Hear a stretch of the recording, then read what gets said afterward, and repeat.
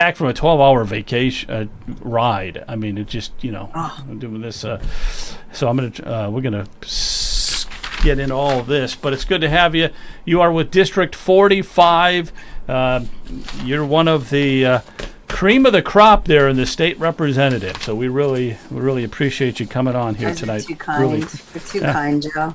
All right, we're going to look at let's start off with the House budget, if you don't mind. Can we? Should we start with that? And not at all. Now, let me fill me in here because I'm not like the most knowledgeable, but it's still a ping pong match, right? The House and the Senate, you guys are still arguing about what's going to be in there, but you are losing time because it's got to be done by the end of the month, right?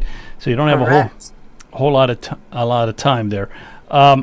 Let me show you a picture here, Jennifer. So you get a kick out of this, but this right here is that's your bill.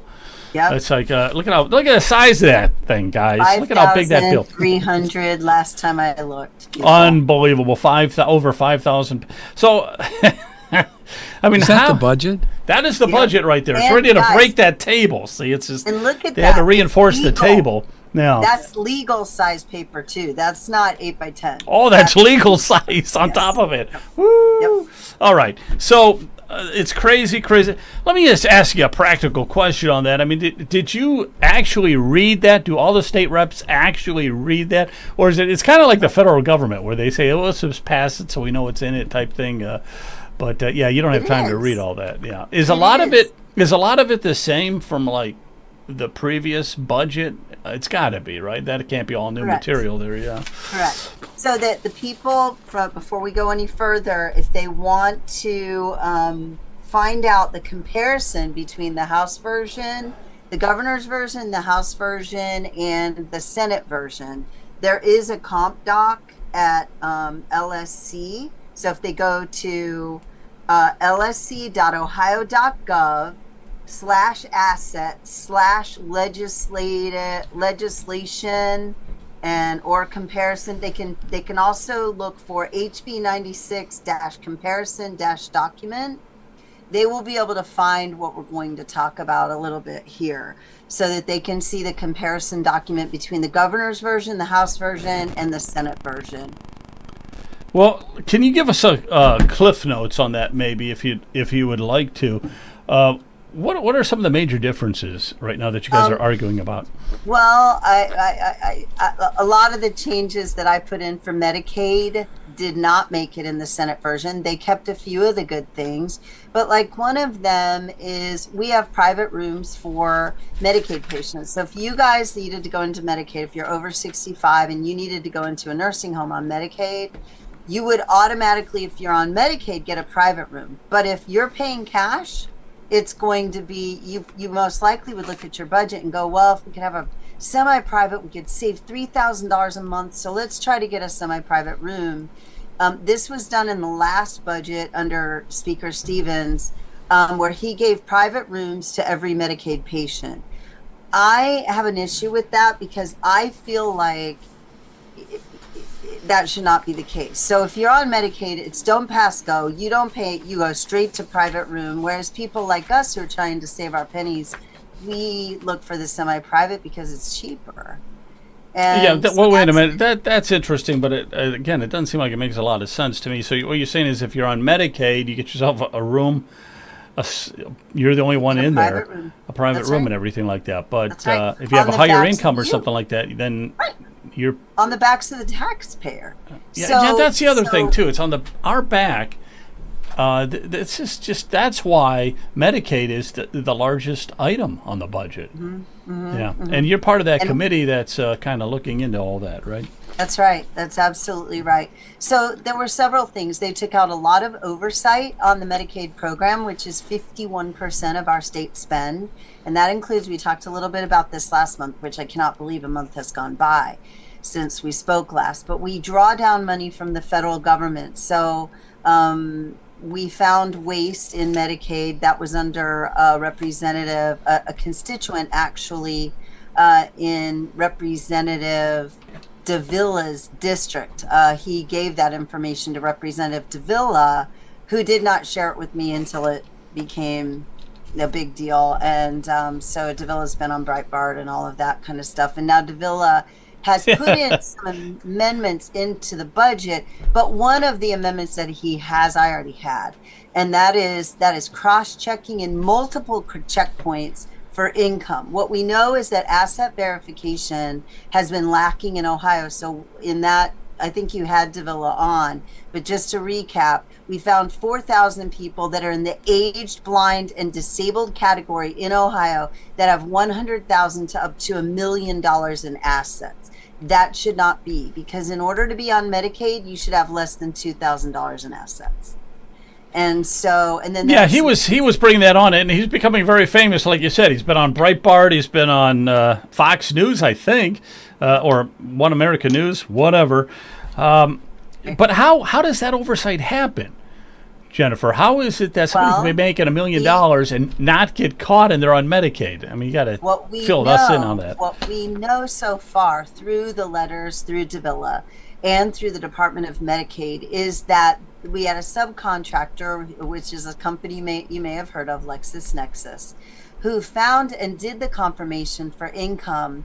And then they let Medicaid know when we asked Medicaid if they had removed these people, they could not answer that. So we obviously have a case where government is inefficient, shock of all shocks. And they did not remove these people. And that inflates our numbers, inflates waste, inflates spending.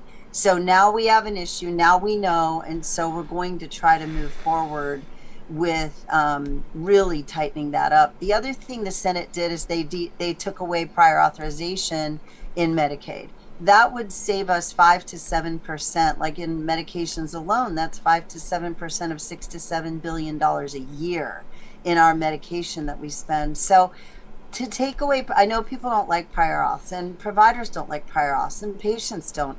But when the taxpayer is paying and we can save 5 to 7%, we need to do that at such large numbers. So those were some things the Senate removed. Now, one last thing on that with Mike Dovilla, he was saying that he found what did he say? 6 billion. Yeah, 6 billion. 6 billion. Now, that is state and federal spend. Okay. So the reality is the state portion of that is 1.5 to 2.4 billion approximately. Don't quote me on that number, because the rest of that is savings to the federal government because it's waste in Ohio. So, I mean, I inherently knew. That's why I drove so hard for transparency. And, one thing I saw on that One American News, because I did watch the interview, some of it with him.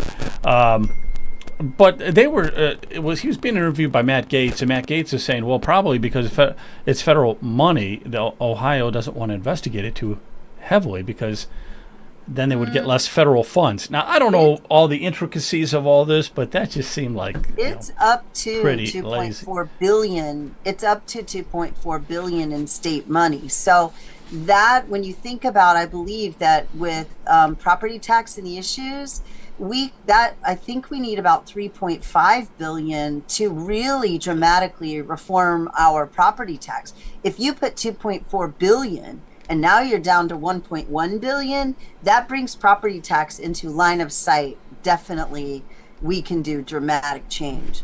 But you guys know, I know you know, even without Dovilla, even without this, I mean, I wish that his constituent was in my district because I'm chair of Medicaid. But the fact of the matter is, you inherently knew there was waste in a big program like Medicaid.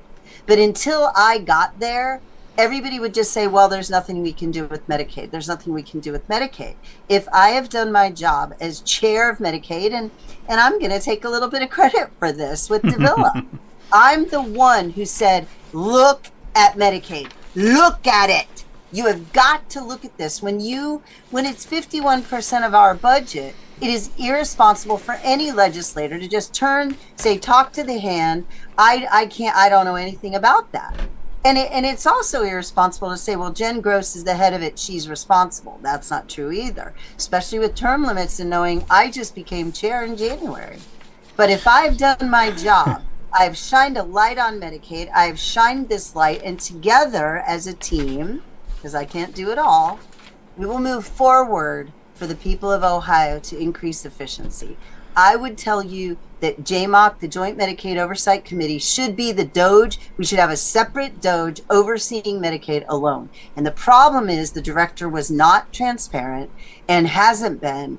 And the Senate removed some of our transparency effort in our budget. So I sent a letter to the Speaker with some of my concerns about the Senate budget, and I hope that they'll fight for that. But because I voted against the budget overall, I hope the Speaker, who is happy with my work, I hope that he'll support and defend some of my suggestions for Medicaid, not for me, but for the people of Ohio and for the betterment of our system as a whole.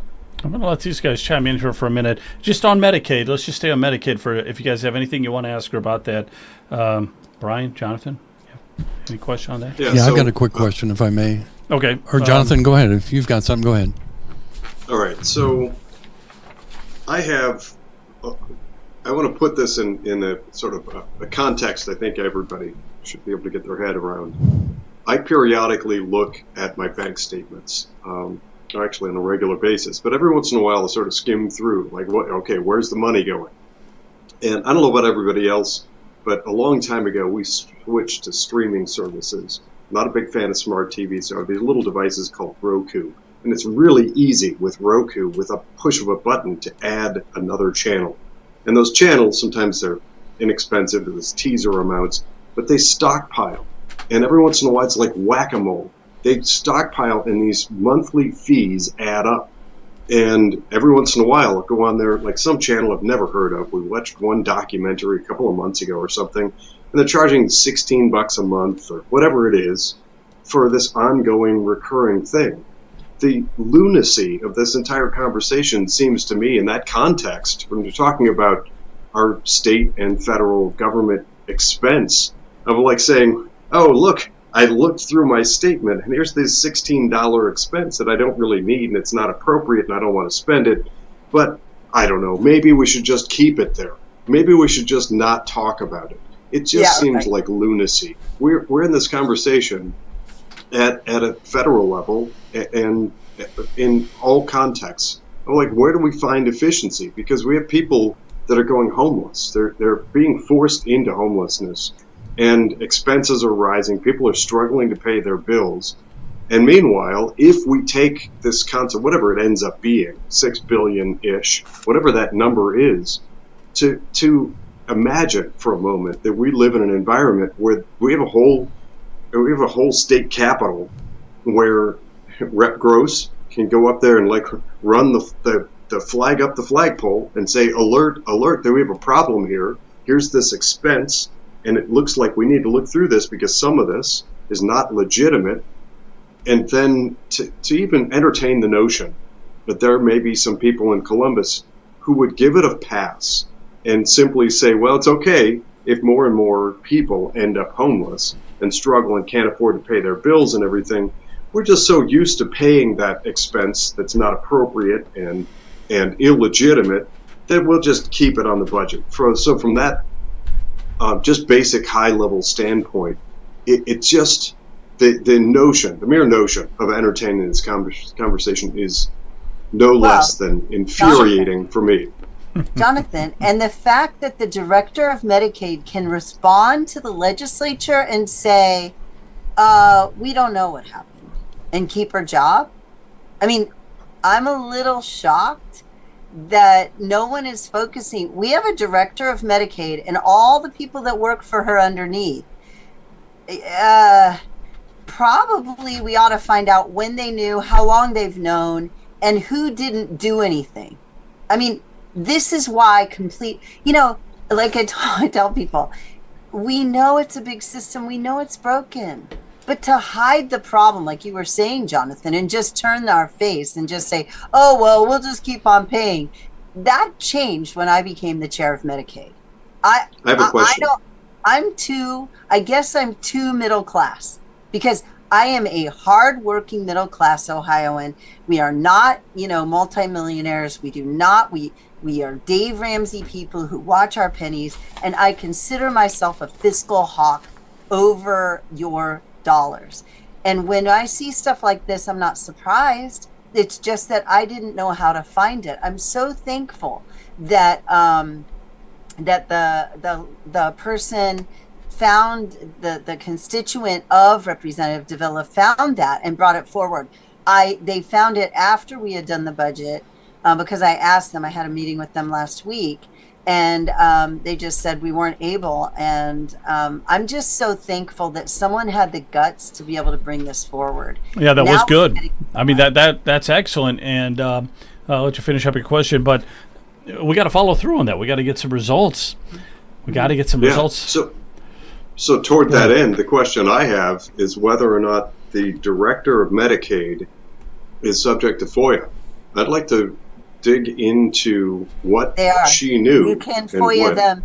If you ask for data, I understand through the Foundation for Government Accountability, who has done we call them public record requests in Ohio. FOIA is usually at the federal level, but the public records requests, they got some data from them, and I'm expecting a letter from them soon about what they received. But they also asked for some data from Ohio Medicaid, and they said that's a data request. We don't have to give that. So they can also delay if you ask. But certainly I'd encourage anyone, if there's information that you want, I would encourage you to ask for it, because I need you to. Remember, we're a government of the people, for the people, and by the people. And I can't know it all. But if you guys have an idea and you find, that's how, the citizen found information. This is, Doge, a lot of the people that did Doge were not paid. They just care. And I need you guys to care. I need you to do these things. So I don't think it's going to get done unless the citizens doge it. We need, what we need, Brian? We need some kind of like a lobbyist for citizens organization, something like that. Boy, to that, step that forward. sounds good, doesn't it? Really, that's a wonderful idea. Jennifer, I've got a couple questions, if I may. What's the name of the individuals in charge of the Medicaid? What's the director? the director is Director Maureen Corcoran. Maureen She is the director. Corcoran. She Okay. was appointed to one department under Celeste back in the 80s.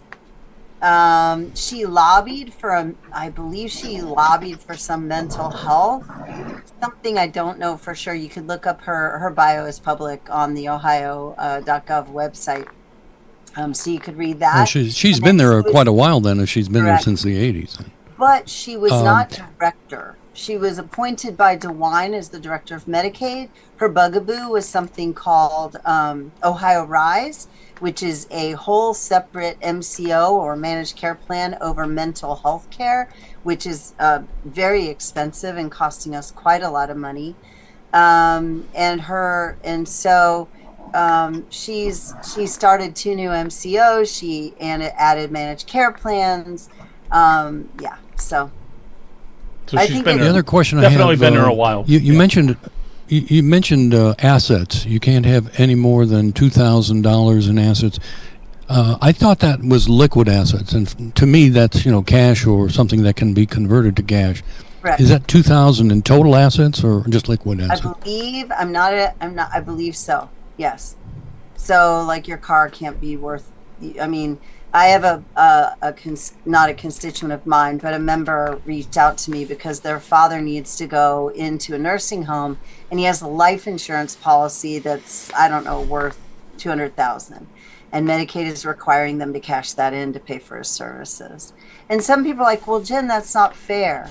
But is it fair that he would have this life insurance policy and that would not go to the state when we're paying $10,000 a month for nursing home care, and that $200,000 would go to his family? I get, guys, look, families work hard for that, but also my parents got long-term care insurance and they paid hefty premiums every single year for that. We have to plan like a 401k. I'm sure Jonathan could talk to us about this, but we have to plan, and that means you sacrifice. I mean, I have a friend who, her family, they were so tight, but they got long-term care insurance, they decided to not take vacations every year because they wanted long-term care, because they wanted to preserve their assets for their children. Those are decisions that we make.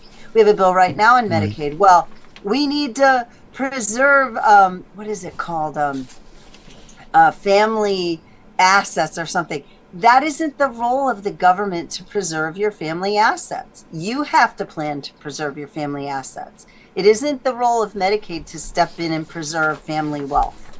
So I gotcha. I would agree with that, Jennifer. The other thing, too, I'll just hop in here for a second, but some of the other problems with Medicaid wasn't just that you had too many assets. There's other things, too, like, nursing homes and physicians and stuff just overbilling. Billing for patients that don't exist, died, things like that. Medication, just saying that they're prescribing very expensive medication to people and they're not, but then they're getting reimbursed through Medicaid. Well, so this whole umbrella of Medicaid, that's why my prior authorization amendment matters, because and I'm a provider, I'm an advanced practice nurse. It's so much easier to just write whatever you want. Drug rep came in, whatever you write, you want to try something new. But when you have to write a lower level medication before you try the second level, before you try this third level, that's prior authorization. You have to prove that you use those other ones. Again, we don't like those, but this is a cost containment mechanism available to Medicaid for us to save the taxpayer money.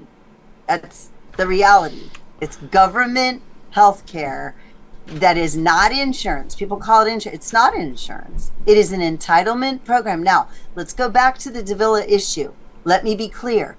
When I worked on this budget, I purposely walled off the aged, blind, and disabled. That $6 million, guys, is in the aged, blind, and disabled category. That doesn't even address the Medicaid expansion in the able-bodied.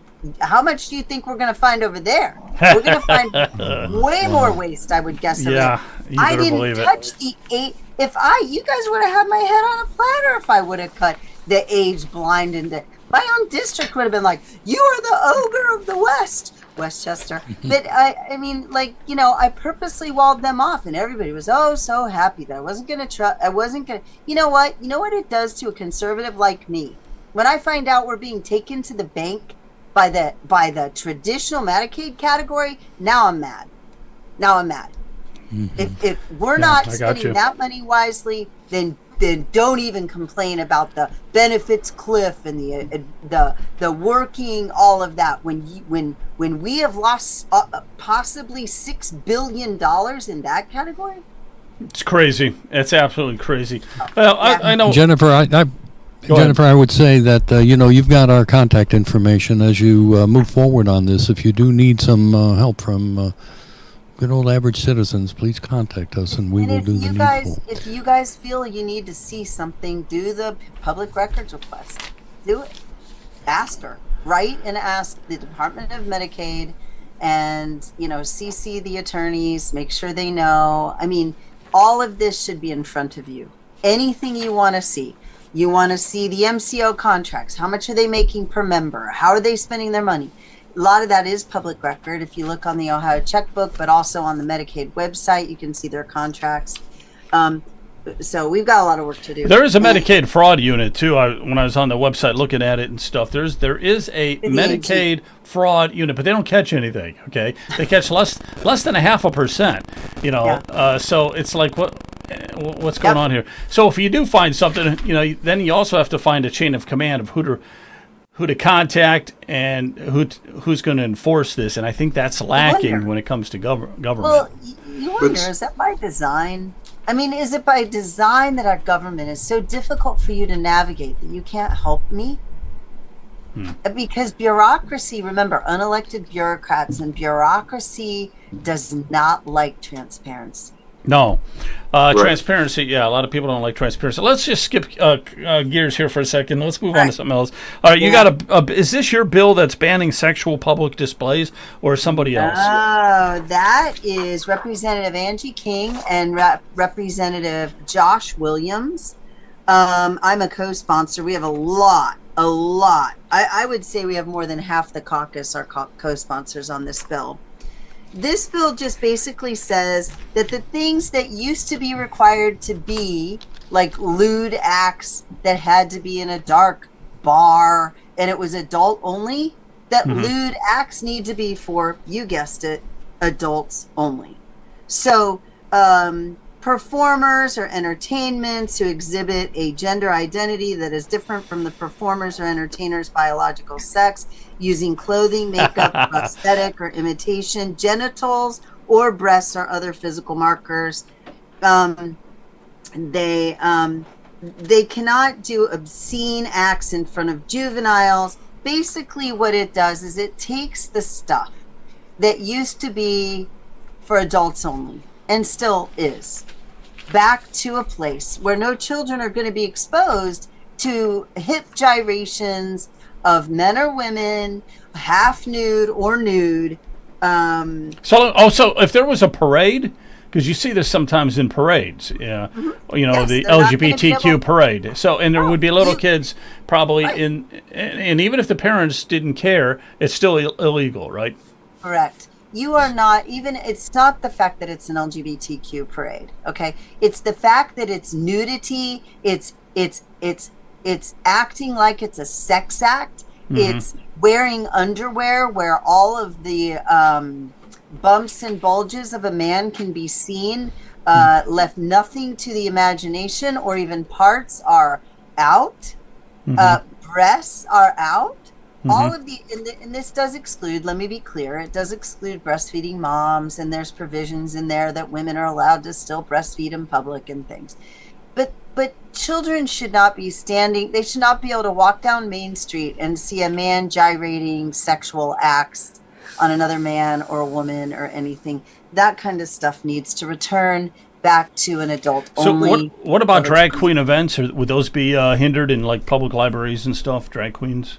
If they are, because I mean, I don't know if they're going to go to the extent of showing any kind of nudity, but it is pretty crazy that they're dressing as the opposite sex, and they looked very strange and all that kind of stuff. So I was just wondering if that was part of the bill or not. What bill number is that, by the way? It is this General Assembly. It is HB 249. Last General Assembly, it was 245, I believe, but this General Assembly, so this is the 136. So if people want to look it up, it's Ohio HB 249, King and Williams. And like I said, I think almost every Republican that even saw it or is worth their weight is a co-sponsor on this bill. So we just need to return adult cabaret back to adult environments. So. 100% agree. Yeah, 100% agree. Okay, let's see. Let's talk about a couple other things here while we've got you. Yes. Let's talk about the Trump tax cuts. You want to talk about that for a minute? How is that going to affect Ohio, and what's going on with it? Sure. So we know, Joe, that the Trump tax cuts are set to expire. We passed a resolution that, remember, resolution, yes, true, is not a law in Ohio. We can't change the federal Trump tax cuts. But we can encourage our Congress, our congressmen in Ohio. We can send I call them love letters. A resolution is a love letter to Congress going, we need these to continue. Please do not stop the Trump tax cuts. Every single Ohio Democrat, even though some of them helped me when I broke my wrist here, every single Ohio Democrat. Wait a second. Wait, now you brought it up. You have to show everybody your wrist. Come on, now you just can't mention. What the heck? You got a cast? I'll get my cast tomorrow. Oh, so, you were hitting a Democrat. I heard you were in a no, bar and you got into a really fight with a tough on Democrat. us. No.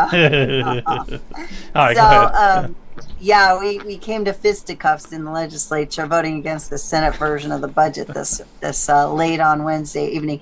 But so what this means, if the tax cuts expire, first of all, every Ohio Democrat voted against this resolution. Some people are like, oh, it's nothing. Oh, really? If it's nothing, then why did every Democrat vote against it? It is a voice and it is a statement to say, do not let the Trump tax cuts expire. If those expired, okay, these tax cuts save Every Ohio family, approximately $1,700 in federal taxes. So the Democrats voted against something that's going to cost every single one of their families, unless you're in the low income and you're not paying property, income tax federally, which is, some people, but not most of us. Mm-hmm. Every Ohio family is going to pay $1,700 more in federal income tax. I don't know any Ohio family that wants to give more to the federal government. Personally. No, I don't either. Now, hang on one second. Brian, did you touch your camera? You're not allowed to do that. Are you still with us? I didn't touch anything. I lost your picture because now we have this. And so that's proof. You touched your camera. I know you did. I did not touch anything. You did it? Uh-oh. Can you? That's just no keep good. me off the air. Well, the stars just put Jennifer on there. Flag Day was yesterday. All right, so Brian, just remember we can't see you, okay? So be descriptive when you talk. But all right, I just happened to catch that. But all right, so let's get some of you other guys in here. Jonathan, you might have something to say. Go ahead. I don't care. It can be on anything. I have two things to say. So one of the things that seems to sort of catch attention and resonate on social media in response to some of these ridiculous things that are happening, and of course all over social media, it is people call it the meme wars. It is the war for the hearts and minds and for public perception. There's one that caught my attention. I actually captured and saved it, and I've dropped it a few places. And so basically what that means, sometimes it's a little image with a short blip, just very quickly catch people's attention and make a statement. And this one is, Democrats have one plan. Hope Trump fails. That's it. Their only path back to power is betting against America's success. No real vision, no actual leadership, just waiting and praying for the country to lose.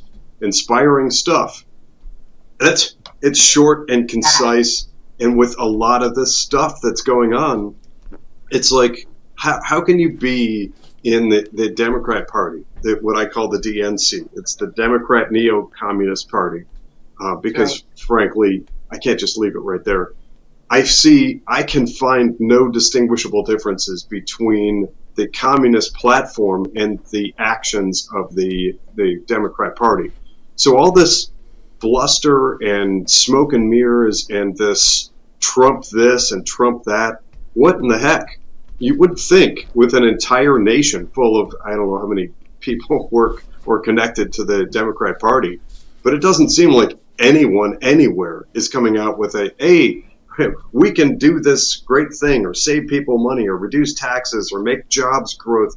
None of them are talking about anything that I can find other than Orange Man bad. It seems. Yeah. That how seems weird to be is their, that? Yeah, that seems to be their main theory right there. Yeah. But Trump derangement syndrome. It's real. It's real because you even said not one Democrat voted for the Trump tax cuts. Yeah. Right. And that's going to help their own constituents. Remove Trump tax cut. Okay, if you don't like and you don't want to support Trump, okay. But how do you justify Democrats, and there are 34 of them, how do you justify not supporting a $1,700 a year federal tax cut that is going to increase all of your constituents' tax bills? How do you answer that? I get tired of politicians who they vote according to, they don't believe their people are awake and they don't believe their people see what's going on. Let me tell you, all Republicans don't always all get it right, but every single Republican who is there on Wednesday, because we've had some people out, injured, sick, and gone, every single Republican voted yes on this resolution. It's HJR 8 in case anybody wants to read it. All right, I've got. Let me show you something here, Brian. You have something to say? Go ahead. You know what else, Brian? I do have one thing to say. Once you're done talking, leave Jennifer on the. Yeah, once leave you're Jennifer done on there. I need to ask. You know what you need to do? You need to boot out and come back in after you get through talking here, and I bet you that'll clear it up. All right, I'll do that. Jennifer, is there a a basic difference between the House of Representatives and the Senate as it relates to the budget? Are the senators worried about something that is completely different than the House of Representatives? Why? There seems to be a tremendous change. They did they put the flat tax in there. So we haven't talked about that, but they did put the 2.75. So currently people that are making over $100,000, okay, anybody under 26,000 pays no tax in Ohio at all. And 26 to 100,000 pays 2.75% in Ohio. Everyone over 100,000 pays 3.25 now in Ohio. So in the Senate, they lowered that category. We're trying to get everybody to 2.75 so that it's one flat tax. And it's painful because Democrats and others are like, this is a tax cut for the rich. I get that. I get what you're saying. But we're trying to get to the point where we can abolish property tax. And it's complicated. So in the first year, this will lower I think you meant income tax there. Correct. Income tax, Ohio income tax. So the first year lowers anyone over 100,000 to 3.125, and then the next year lowers anyone over 100,000 to 2.75. That way, anybody paying Ohio state income tax is paying 2.75% in Ohio. Then we can start going down for everybody at every level all the time. But we've gone from 9 categories to 5 to 3, and now we're at 2. So now we're going to 1, but it's complicated. It's not that easy, and I know. Now, what happens to the overall revenue stream for the state because of this flat tax? Are the overall income taxes going down? Or are we collecting the same amount of money just in different amounts from the different age ranges or income ranges? I don't know how to answer that. It's pretty complicated, but I thought I read, and again, I may be mistaken here, but I thought that it was going to be like,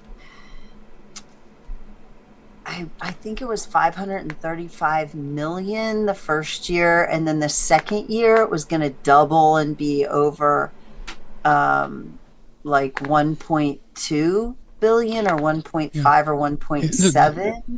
The reason I asked that, Jennifer, is that Governor DeWine is on the record. We have the video of Governor DeWine saying that school funding is primarily from income tax and property taxes. So correct. If the goal of our legislators, be they the House of Representatives or the Senate, is to eliminate income tax, that tells me then there's going to be a greater dependence on the property taxes to funding these schools, which is going in the wrong direction. And everyone says, "Well, Brian, you're all wrong because the people that have the money, they would love to see the property taxes go because they'll make more money." That's not the case, in my opinion. If the moneyed people wanted to eliminate property taxes, they would be flooding us with money. That's the property taxes for the people with the money and with the businesses. That's a cost of doing business to them, where they're going to make out very, very well with a reduction or elimination of the income tax, in my opinion. I think that you have to also consider, though, Brian, that there is probably going to be an increase in sales tax. And the challenge there, that will happen with the Property Tax Relief Now Act. That we are working on at the state level in the budget. We're hoping to get these 5 bills into the budget to give property tax relief, which is projected to reduce property tax for every homeowner $850 in January. Because if we continue on the current trajectory, we're going to have another massive property tax increase. So what we're doing, we've asked gently, every county has a tax commission. They have had the ability to increase sales tax. The reason sales tax is more fair is because, as you well know, there are people who live in places that aren't property tax, they aren't property owners.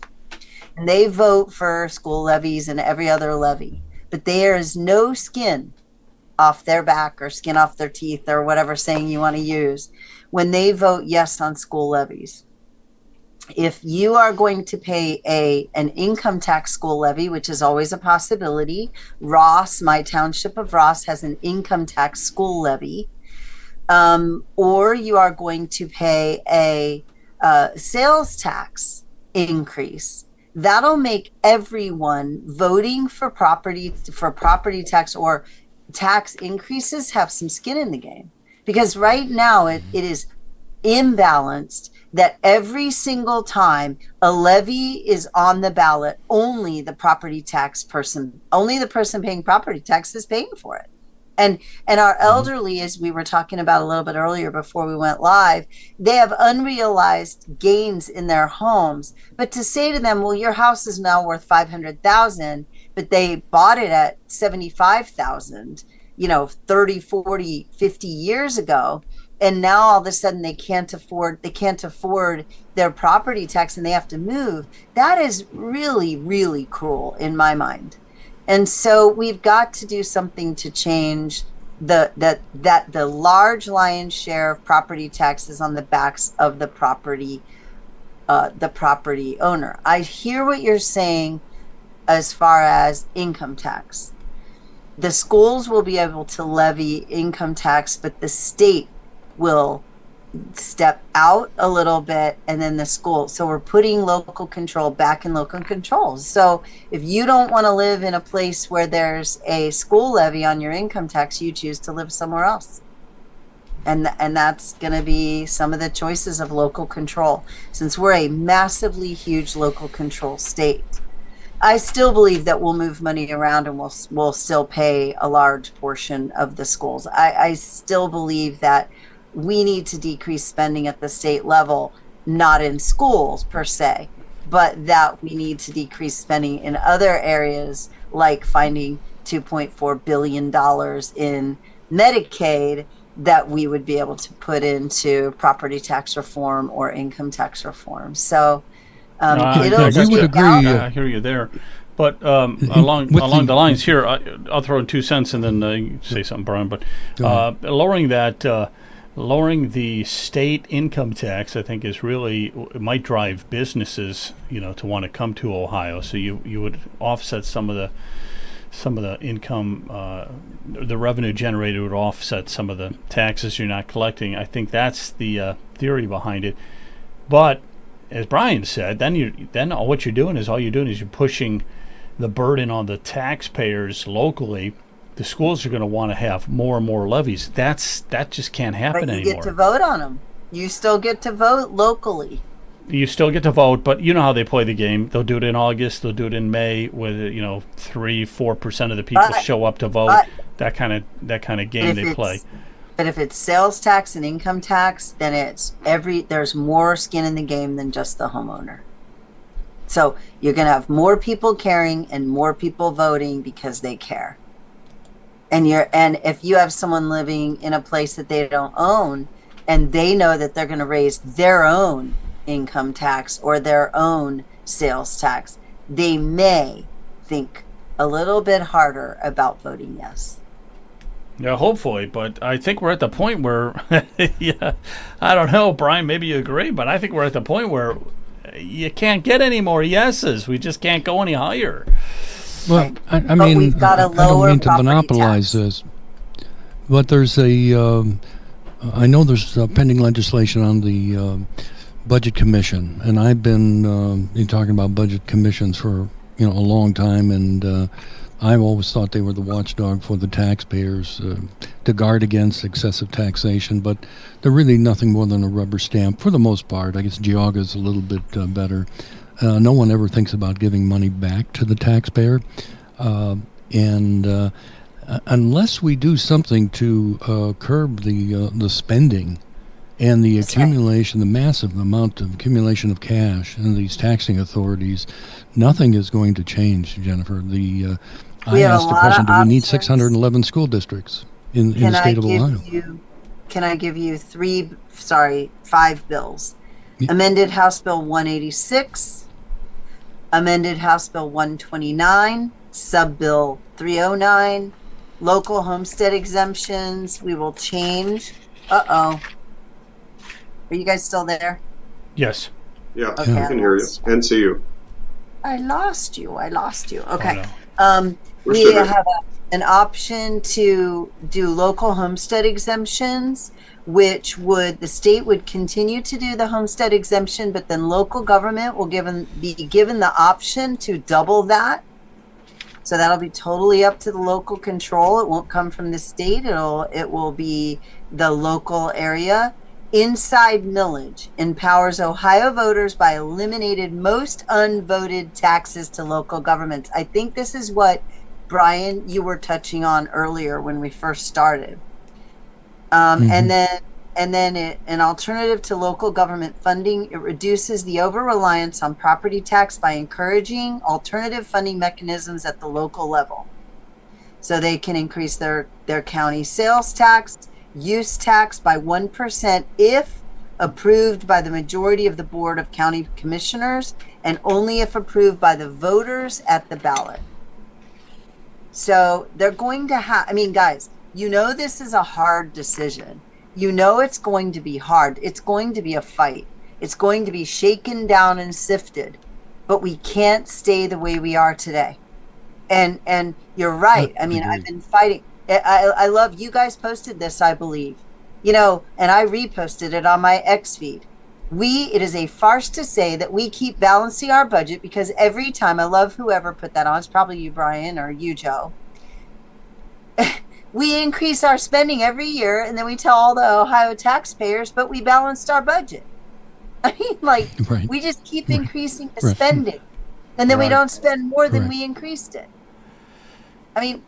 Hello? Yeah, I think in the last 5 or 6 years, the spending has increased. It's 35 to 40% when we ran the numbers. We're now at what, 100 billion or something like that. I am unaware of an every 2-year budget in Ohio that has not increased. I am unaware. Ron Hood, God rest his soul, he passed away last month. He voted no on every single budget because there was an increase every single time. Now, if there's significant property tax reform, it's going to be really hard for me to vote no on this budget when it comes back, when the conference committee is done. Let me ask you a question. I'll interject something really quickly. One second. I'll hand it off to you, but I got to say this before I forget it. There is workings within the State House now that they want to make it more difficult to do a constitutional amendment change. Raising it to 60% or something. If you guys do anything at the State House right now, it would not affect what Brian and the abolishing the tax. And I don't think, that's local. Because they've already started this. Yeah. So you guys can't come in and squash them. You could squash any future. Hey, it's tough enough already, Joe. Yeah. It's hard But enough. then I'm just wondering change if they can only crush future events with Ohio, amendments, constitutional amendment changes. Well, what if this takes a year before they get the signatures? Joe, I believe what you're talking about is local elections only. I don't believe they're state. Okay. I believe they're local elections. So that would help you when it comes to school levies and things like that. It would increase the threshold at the local level. They have to work harder to get more votes, but not at the state level. I'm almost positive that it is not the state, it's local elections. It should be 60% for any school levies. Absolutely. That is where I believe we're changing, and I wonder if that's I don't think that's one of the bills. I don't believe, but we do have a bill like that in there, but it's local elections and county elections, not the state elections. Okay, good. So that's why I think that is actually pretty good. So make sure you read into that before you write an X post. Okay. Jonathan, Duly I'm going to noted. let you So- wrap it up with her with a couple questions and stuff like that, and then we do have Andrew King joining us. I Okay. saw his picture pop in and out. All right. We're looking forward to that part of the conversation. So, two things. One is, I have to go back to my notes here. So, Joe, recommendation, get a pen and a notepad. It keeps me focused on all the different subjects that we I cover. know. I need to For do those that. who are not following me yet on X, two profiles. I have a personal profile. It's J.R. Broadbent. That's first initial J, middle initial R, and my last name you see spelled on the screen. I also run Assemble X Ohio. I'm going to post an article that was published by John Mara from Lake County. John has a great article addressing the issue of taxation, how we fund things like public education. You'll find it there. I think it's a well-written article. I have a lot of people who send me snippets of interesting and useful information. Somebody actually took a picture. I'm not sure what the newspaper publication was, but it was John Mara's article. Took a little work for me. I kind of zoomed in enough. I was able to read it and right away sent a message to John asking for a copy. He has provided a digital copy and use authorization. I'll publish that on those profiles on X. The other thing, going back to long-term care, because that came up, it took me a minute to look it up. I remembered something from all those years ago when I worked on Wall Street. I was required to sit in on some training, and not everybody will know this, but Ohio is part of a program called Long-Term Care Partnership Program. It started in states like Connecticut, Indiana, New York, and other places. Ohio is now part of it. We should look that up because it pertains to exactly what we were talking about. About 10 minutes ago, the idea of asset protection and that whole $2,000 threshold, as people work to navigate that and make sure they stay compliant with Medicaid and Medicare, long-term care partnership is in Ohio, and I think not many people know about it. I'm far from expert on it, but I knew enough to bring it into the conversation. That's it. Yeah. That's it. That's what I wanted to say. You guys rock, man. This hour flies by. I am so honored to be with you. And, Well, the honor is us, and thank you very much. We'll let you get back to your. I know you have a steak. You said you had a steak that's just waiting there He's for got you. a steak warming up there. I do, and I got to go back to my husband, who is a great dad, and I just want to say Happy Father's Day again to all of you and everyone listening, and just to thank you for just being strong men who stand for liberty and freedom and all that you do. I know you don't do it for the money here because, you know, that doesn't come very Because we're losing money. That's why. This But costs us money. I just thank you for being a voice for the people, and I just want to say Well, thank you. Thank you. You're in a high position where you can actually make changes, and we appreciate, you know, your guts, and you're just a wonderful example of what a state representative should be, and we appreciate it. Thank you. Thank you. It's my honor. And So we'll God give you bless next month off. We'll give you next month off for being such a good state. All right. So I get next month off. That You would get be next month awesome. off. But you told us All you right, needed so it off anyhow. Maybe So see you in all right. August or September then. You come on anytime you want. Anytime. All right. But you told All me right, you had to have guys. next month off, so I'm going to give it to you. All right, guys. God bless. We'll talk to you soon. God bless. Take care. Thank you very much. God bless. All right. Andrew, are you out there? There you Yes, are. sir. How are you? I can see you. I can see you. You can run, but you can't hide, okay? You got that right. Thanks Because for we will- having me on here. We will find you. We will That's find right. You will. You absolutely will. All right. It's good to have you on, Judge. It's good to have you on tonight. Well, Appreciate it. thanks. It's my pleasure. Thanks for having me. It's great. So, a couple of things here. First of all, you are in the Fifth Circuit Court of Appeals, right? You're at number That's 5 right. in the Fifth Circuit Court of Appeals. And for people that don't have a clue what that means, which is myself until I looked it up, that I think is the map of the Court of Appeals. and you're number 5. Does that look right? So you're right in the middle of the state? That does. That Okay. looks correct to me. So that's your jurisdiction, that's your area. So anybody who has a lower level court, or some type of a court problem, they didn't feel they got a fair shake with it, then they can go and appeal it to you or Right. your team. I'm sure there's several of you at least. There's 6 of us. Okay, 6 of you. So then you may or may not listen to that case, but if you do listen to it, it sounds an awful lot like you're part of the Ohio Supreme Court. I mean, it sounds like that's exactly what they do. But I think that you guys, are just a part of Ohio and stuff, and you don't oversee the entire state, I guess. But so that's good. So that's what you're doing right now. And I should also preface by saying that you are one of the judges running for the Ohio Supreme Court seat against Jennifer Brunner.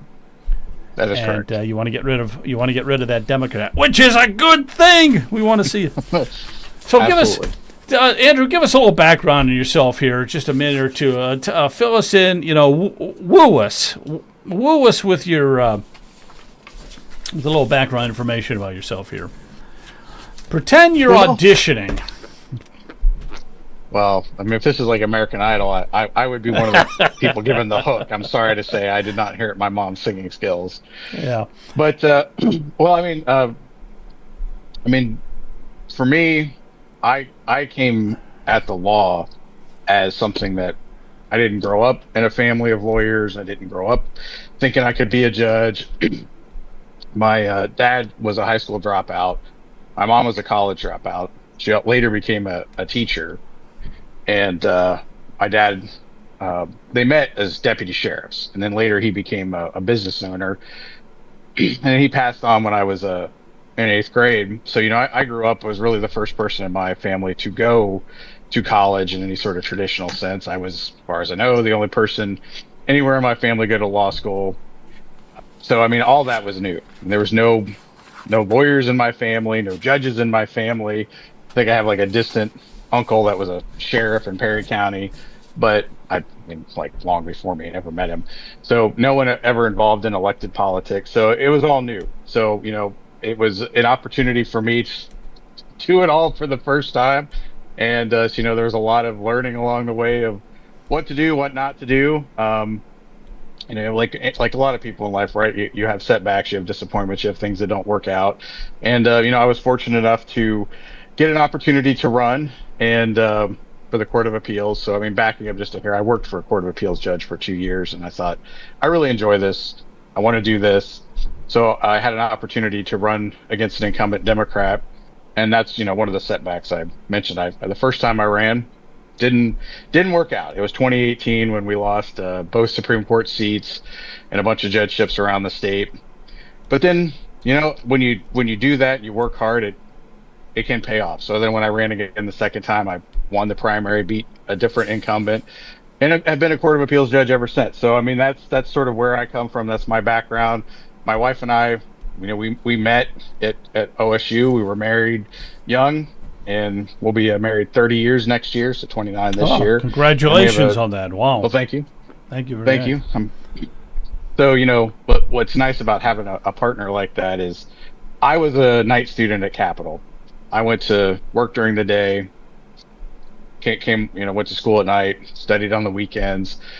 And then after I was done, my wife actually went back to school to become a nurse. So she got her RN, BSN, is now a nurse practitioner. So it was about a decade there that we took turns supporting each other and helping raise the kids. So, that's all of that sort of makes me who I am today and how I got to where I'm at today. So that's awesome. Yeah, I don't know if that wowed you, but that's the story. That's quite an awesome story. So Brian is still trying to figure out his camera, but hey, I want to ask you a question here. So technical difficulties. What? Let me ask you a question here. So you would be taking over Brunner's seat, okay? Now she's the only Democrat that's on the Ohio Supreme Court right now. The only Democrat. Right. We got all Republicans, and we got to get rid of that last Democrat, okay? Now, you're not the only one. There's like 4 or 5 judges. I can't even remember how many. There's like 4 or 5 that are trying to vie for that one seat. And one of the most interesting ones is Pat Fisher, because Pat Fisher is already on the Supreme Court. He is a Ohio Supreme Court justice right now. But he wants to take that other seat, and that would give him, because he's almost at the age of 70 where he has to retire, so that would give him another 4 years beyond what he has now. So he could extend into that. Now, here's something that you said in regards to Fisher. I just want to quote this. But you were saying that his lack of prosecution experience is a real concern. And then you go on to say that a majority of the Supreme Court judges who have prosecution felony criminal cases, I guess prosecutorial experience, so to speak. Why is that? Why is that so important for somebody who wants to be on the Ohio Supreme Court? Well, I mean, I would say at my Court of Appeals, about 50% of the cases are criminal cases. And almost all of those are felony cases, which means some county prosecutor's office has brought those. And I mean, you have longtime county prosecutors and Joe Dieters and Megan Shanahan and Dan Hawkins. And, you know, as someone who's been in those rooms to make decisions on whether or not to charge someone, worked on cases, tried cases, and, you know, helped others prepare for cases, I understand what goes into it. I understand what it's like to sit across the table from a victim in a terrible, terrible, terrible case and try to get that child victim to talk about what went on. So, you know, given the fact that roughly half of the cases in my court are felony criminal cases, having that background, you know, on the prosecutor side of working with law enforcement, working with the victims and victims advocates, and knowing how to put those cases together and what goes into charging decisions, I think is invaluable experience. It helps bring a perspective to those cases that you wouldn't otherwise have if all you've ever done are civil cases or been a government lawyer or whatever. So I think that sort of thing does matter, because you understand it in a way that someone that's never done it understands it. Excuse me. I got you. All right, let's open it up. You guys want to ask the judge a question? Go ahead. I've got questions and comments. So the first thing is, to our audience, bear with us. Joe actually, if you didn't hear this, is actually just returned from vacation just before starting this show.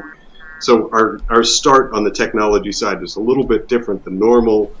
And it turns out, so normally there are several of us that like to monitor the chat room, and unfortunately we missed some. I see that some people commented during the Rep. Gross segment, and I apologize to you. We didn't actually include those, we missed those. And that goes on all of us.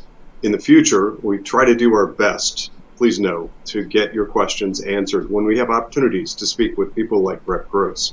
That's my first comment. The next thing is, Mr. King, thank you for joining us. We appreciate you coming on and telling us about yourself. From my perspective, your story, I like. It resonates with me. I want to say you kind of blue-collared your way through law school and onto a bench, which I think is awesome.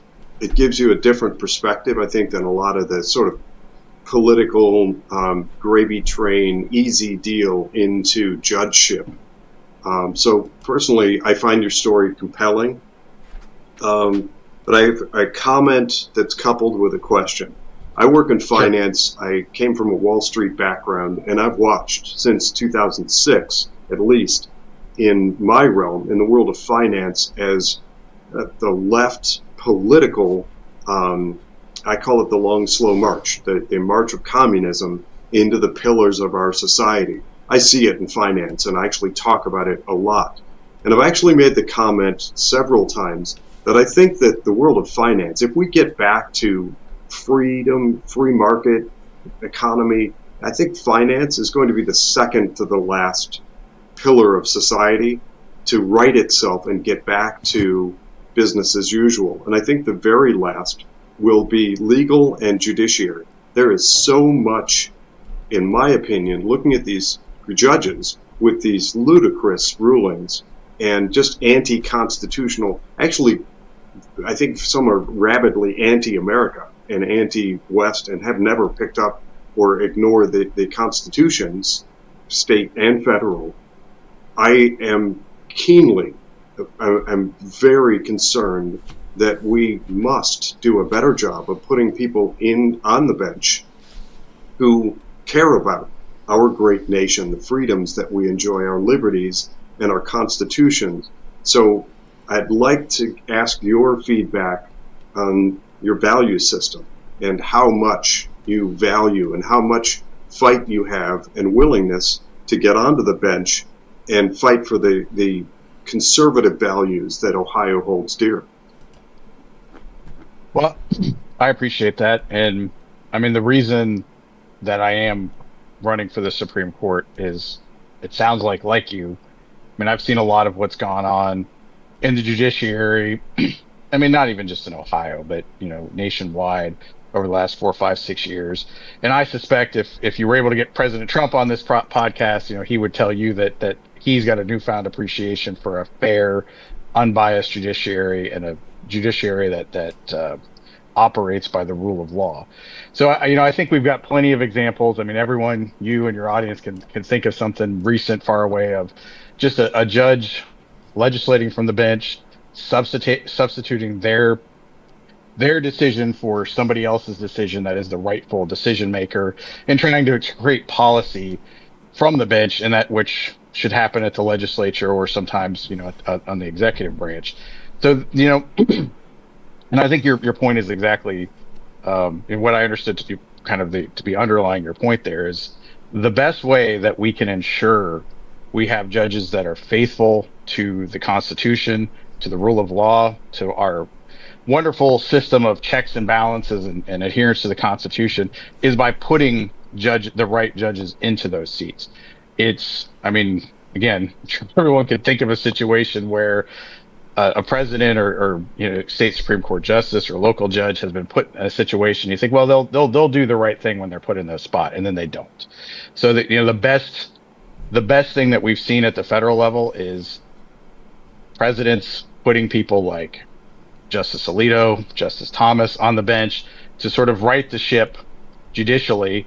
And we've begun to see that, at the state level by putting constitutional conservatives on the bench. And the best way we do it in Ohio is we unelect those folks that don't share those values and view the judiciary just as another opportunity to exercise their personal preference under the guise of being fair. So we unelect those people and we replace them. And that's, I think that's why I'm running. That's why I'm hoping to give folks that choice, that when they're looking at candidates, they can say, well, here's somebody who will do the right thing. I mean, part of being a judge is you have to adhere to your oath and have courage and say that's right when it's unpopular, or that's wrong when it's unpopular. And that's all grounded in the law, the Constitution, the statutes of the state of Ohio. So it's kind of a long answer. So if I didn't quite hit it, I'm happy to be a little bit more specific. I think it was fine. Brian, did you have a question for the judge? Yes. What have you seen in our society, the times from the time you've been on the bench? Have you seen a drastic change in our society as far as the immorality, of our society? And we basically say that we're an ungodly, uneducated, and immoral society. In your role as judge, would you agree with that assessment? I mean, we certainly are folks that need grace. We're folks that need forgiveness. We're folks that need, guidance from God, from a higher power. So, I mean, we're all imperfect and fallen. So, I mean, I think that much is true. We see those sorts of people come in. At our level, we're not sentencing people face to face. where you get the opportunity to see them be remorseful, and say they're remorseful. But, by and large, I mean, in my 15 counties, it between, what we see with the the drug epidemic, and other contributing factors. I mean, there's certainly a lot of very serious crime against women and children that go on, even in rural counties and places you would think that wouldn't happen. So, I do think we as a society could certainly do a better job, you know, helping folks that have gone down a bad path, that have, made some mistakes, have fallen. And then those folks that are, unrepentant. I mean, one of the options obviously is you put them away, and then you incapacitate them by imprisoning them, and they can't hurt anyone else. So, so that sometimes has to be the way that it goes. So would you also concur with the statement that number one problem in our society would be the breakdown of the traditional family structure, and to go along with that the seemingly the ineffectiveness of our church to talk about the traditional morals that we may have had 50, 100, 150 years ago no longer seem to apply to our society, and the churches have no impact, it seems like. I mean, I certainly have seen just, in the community and family and friends and, classmates and schoolmates that, folks are not as oriented towards civic religious organizations as they used to be. And that certainly has an impact. And I think to your first point about the family, I mean, where we see an overwhelming number of our, permanent custody cases where the state is taking the child away from usually both parents, but sometimes it's just one. And that's usually there has been significant failures of those parents, and they're not married. And there's usually children out of wedlock. There's often drug use. There's all sorts of accompanying issues. So, I as a personal matter, I mean, as a judge, there's kind of limited things that I can do, when it comes to trying to facilitate folks to be good family members. But, I think it matters. And I think a lot of our juvenile courts around the state do try to do just that, and try to help parents be better parents. And then there are success stories where folks get clean, follow the program, work with the social worker. But, again, to your earlier point, it's all sort of downstream of the fact that there's a general coarseness in, I think, society, and a lack of family cohesion. So, I definitely think it's a contributing factor, without a doubt, in my mind. Hey, Andrew, Thank you very much. Let me ask you a question here. So now we're moving into the phase with you that, you want to be a Ohio Supreme Court justice. So you want to take the next step. I think that would be the next step from where you're at. You're an appellate judge in the 5th District. I think the next step up would be for the Ohio Supreme Court.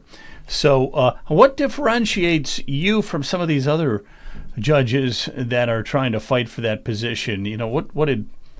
What advantages do you have, or selling points or whatever? Well, I mean, to sort of your earlier point when you asked me to introduce myself, I believe very firmly in hard work, and that, I mean, there's always the hand of God, fate, providence that it plays in everyone's life. And sometimes doors are shut for you because something else opens. But at the end of the day, if you're not willing to put the work in, you're not willing to do what is necessary, then you don't deserve what you may get, and you certainly are unlikely to appreciate it.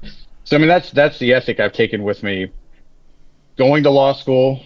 I mean, like I mentioned, I worked during the day. I had like a Saturday job at a call center. I was a TA at a point. And, I still I worked, while doing that, I did other extracurricular activities, graduated well in my class, and it's through that hard work. So, I think, Joe, just to bring it to a finer point, is, this weekend was the 71st different county that I was in since the beginning of the year. I think I hit 54 different Lincoln dinners as part of that. And, I've been talking to your colleagues, been talking to party chairs, been out there talking to voters. And I think if you're going to be successful statewide, you have to replicate something like what Sharon Kennedy and Bernie Moreno have done. Is you got to be out there and you got to be talking to the voters. You got to have a presence, and they got to know you and they got to want to vote for you. And that's true whether it's in the suburbs or the rural areas. It doesn't matter. You got to do it. And then, just as a general matter, my background, just, personally having had to sort of work for that, for my wife having to work for the things that she got, and having worked as a prosecutor, worked in state and local government, I feel like I do bring a perspective to this that a lot of other folks just don't have and just don't bring to it. And I firmly believe it's complementary to what some of the strengths that other justices on the court may have. So, aside from the hard work, aside from the background and the philosophical belief of being a constitutional conservative, it's just my professional background of having touched so many different things, and whether it's state, federal, civil, criminal, local government, private. I've done a lot, and I think it's helped me as a Court of Appeals judge to have some familiarity of most of what comes in front of me, and that's obviously something I would take with me up to the Supreme Court. Oh, I got you. So, yeah, it's got to be tough for judges. Judges by nature are not politicians. You're not out there tooting your own horn or anything like that. The politicians are like, give me the microphone and let me go. Judges are kind of like, well, let me just sit over in the corner here a little bit. And I'm not saying that's you, but I'm just saying that they're a little bit more, by themselves or whatever. But I mean, you've got a wonderful personality.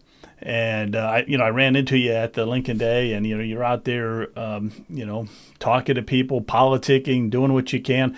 I mean, that to me is the most important thing. When I get a phone call from somebody, a politician or something, or a judge, that is just so much more impressive to me than the resume, But although I did get a resume from one judge, and the paper that it was on must have cost like $10 a sheet. I couldn't believe it. I wouldn't even want to touch the paper. It was like soft cotton. It was magnificent. But then I was like, why are you doing this? But anyhow, hey, let me get Jonathan in here. Ask you a question, a philosophical, strong question. All right, all yours. I'm ready. Okay, so I think the only thing left on my mind, and you can comment on this or not. I'll leave that up to you. I'm fishing around for more information about how we, the people of Ohio average citizens, can work to right the ship. And I've actually just recently, this is an area that's unfamiliar to me, so bear with me as I sort of navigate my question. I'm very curious about how rogue or bad judges may be removed from the bench. And what I've learned so far is there is a mechanism or process to go to the Ohio Supreme Court and complain effectively about other judges in Ohio. So, for instance, if somebody exceeds their authority from the bench, or think that it's a bad ruling because there's political favoritism or that sort of thing, I'm wondering if you have comments about that process, and if you have any recommendations for those of us out here who are new-ish to paying attention to the judiciary. Sure. No, I'm happy to do my best to answer that as simply and straightforward as I can. So I would start by saying if it's about a particular case and how a particular case was handled or a particular outcome, my advice would, not while the case is ongoing, but when it's sort of reached a point where the case is done and it's not in the judge's hands anymore. I mean, we, as Joe mentioned, we are elected officials. Part of the reason I think Ohio has persisted in electing judges is so there's some accountability back to the people, and that we are reflective of the communities from which we come from, and then we serve. So on things like that, I would just ask. I mean, I've had a couple of times where folks have asked, either, complimenting or criticizing. And, I mean, the person may walk away not convinced that my decision was right on that, but at least I've given them the opportunity to ask, and I've had the opportunity to explain why I did it. Because occasionally, and I've had this happen a few times, where you might decide the decision differently if you were sitting in the trial judge's seats, but that's not our job to just be a Monday morning quarterback on everything. So that's sometimes the answer is like, hey, maybe I would have done things differently, but that's not my role as an appellate judge. For more serious misconduct, I serve on the Board of Professional Conduct, which is the body that hears a lot of those complaints. And I think we've had at least one, if not two, judicial complaints since I've been there. So, I mean, there is a mechanism where you can file a grievance. It goes, to a committee or kind of an ethics prosecutor that reviews it, and they can file a complaint. And then there's a hearing process and possible testimony, and then it would come to us as the board to make a recommendation of whether there was misconduct, and then whether or not what the sanctions should be, and then we're reviewed by the Ohio Supreme Court, which gets the final say. So, I mean, if you do think it is something unethical, and sometimes judges mess up, right? I mean, we're people. I think there's been some cases of judges on social media are doing this, that, and the other thing, and then they get a public reprimand. Hey, you weren't supposed to do that. Don't do that. But there's certainly more serious cases where there's been misconduct on the behalf of family members, or financial misconduct, or things like that may warrant something more severe. Mistreating litigants. We've had a couple of judges in the last few years lose their seat from just improper courtroom decorum and just not handling things right. And then the third thing, that if you are a litigant in a case and you think that the particular judge has some sort of bias, or has said something during the course of a campaign or during an open court, that you think that judge should not hear that your case in front of the case that's going on in front of that judge, you can actually file what's called an affidavit of disqualification with the Chief Justice and say, hey Chief, I don't think this particular judge should hear this case because of all these reasons why the judge might be biased or appear to be biased or whatever. And every once in a while the chief will take a judge off the case and force that judge to stand down and another judge to come along. So, are any of those solutions perfect? No. I mean, they all have their ills that they're trying to cure, and there's certainly gaps in each way. But the three together do a fairly good job of I think, electoral accountability, responsibility of the Supreme Court, the Board of Professional Conduct, and then being disqualified in particular cases. I think covers a lot.